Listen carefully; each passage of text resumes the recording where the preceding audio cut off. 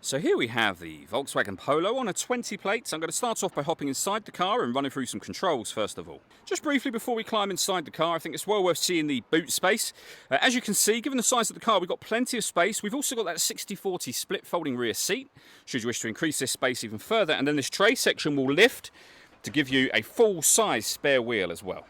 Okay, now that we're inside the car, we're going to start with the dials. On the left-hand side, we have the rev counter and coolant temperature gauge, and on the right-hand side, the speedometer and fuel gauge. In the centre, you can see the total miles for the car. They are 16,395. You can change the information displayed above that using buttons on the steering wheel. There are different menus available to you, as you can see. The driving data menu is where you will find a digital readout for the speedometer, and all of the menus are adjusted using the buttons on the steering wheel just here.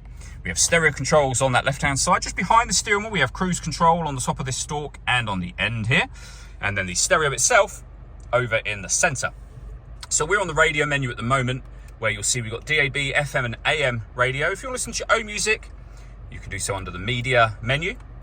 And you can see there, amongst other options, we have Bluetooth audio. So you can stream your music wirelessly as well as making and receiving phone calls. That is, of course, after you pair your phone, which is done by hitting the phone button and following the instructions on screen from there. Working our way down, we then have the air conditioning. You can adjust the temperature, the fan speed, and the direction that you'd like the air to be distributed in.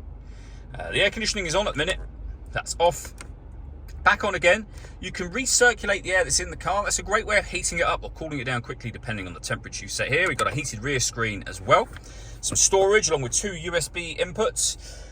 Just to the right of the gear lever, we have this button here. This turns off the stop and start. This car is designed to cut out when it's stationary in traffic to save you fuel. The system is off when that light shows. And we have a 5-speed manual gearbox as well. All that leaves me to say is thank you for taking the time to watch this video. If you'd like to come and see this ULEZ compliant car for yourself and have a test drive, please feel free to call either of our MJA sites. We'd love to hear from you soon.